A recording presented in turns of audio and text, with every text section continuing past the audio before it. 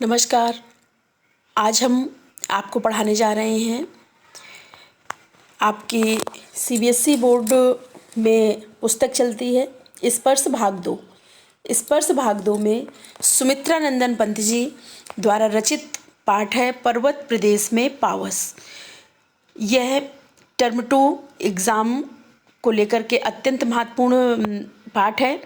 और जैसा कि जानते हैं सुमित्रा नंदन पंत जी प्रकृति के सुकुमार कवि माने जाते हैं तथा छायावाद युग के स्तंभ हैं।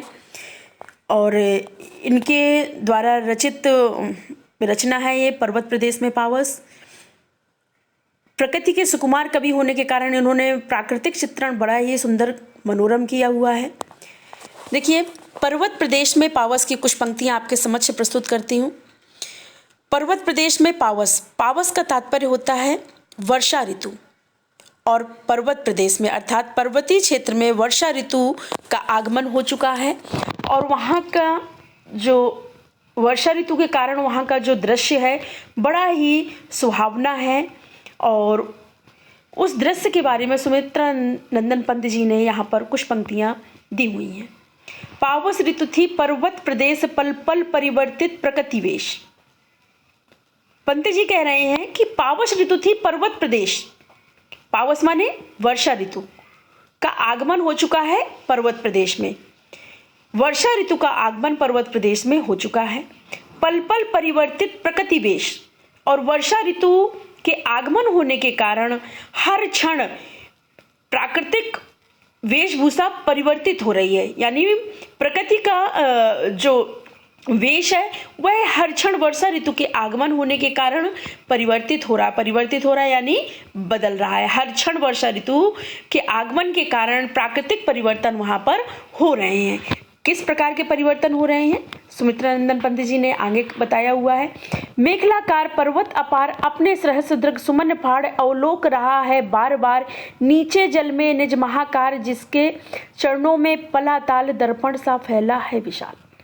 पर्वत कैसे हैं? मेखलाकार। मेखलाकार यहाँ पर उतार चढ़ाव वाले अर्थात करधनी के आकार के, जिस प्रकार से एक आभूषण करधनी होता है कमर में पहनने वाला, तो करधन के आकार के जितने भी पर्वत हैं, पर्वत कैसे हैं? अपार हैं, अनगिनत संख्या में पर्वत हैं और वह करधनी के आकार के यानी मेखलाकार के पर्वत वहाँ पर अनगिनत संख्या में हैं। अपने सहस्र दृग सुमन फाड़, और वह क्या कर रहे हैं? अपने सहस्र माने हजारों, दृग माने नेत्र, सुमन माने पुष्प, फाड़ माने खोलकर। कह रहे हैं कि अपने हजारों पुष्प रूपी नेत्रों को खोलकर, देखिए दृग सुमन, यहाँ पर नेत्र को ही क्या कह दिया गया? सुमन कह दिया। दृग सुमन, पुष्प रूपी नेत्र, पुष्पों को यहाँ पर किसका आरोप लगा दिया गया है? नेत्रों का।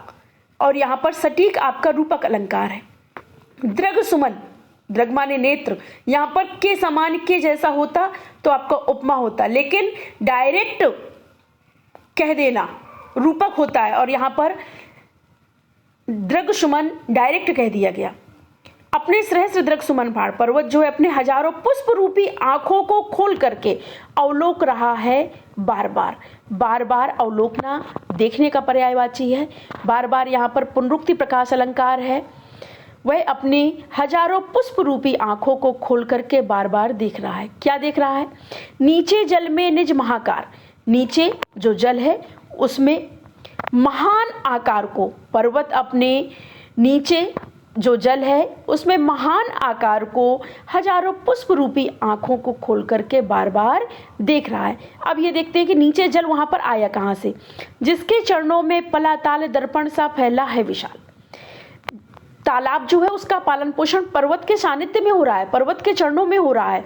पर्वत से बहकर, क्योंकि ढालदार पर्वत है तो उनसे बहकर के पानी जो आ रहा है वह दर्पण की भांति फैल गया है और उस दर्पण रूपी तालाब में पर्वत अपने विशाल आकृति को बार बार निहार रहा है, बार बार देख रहा है।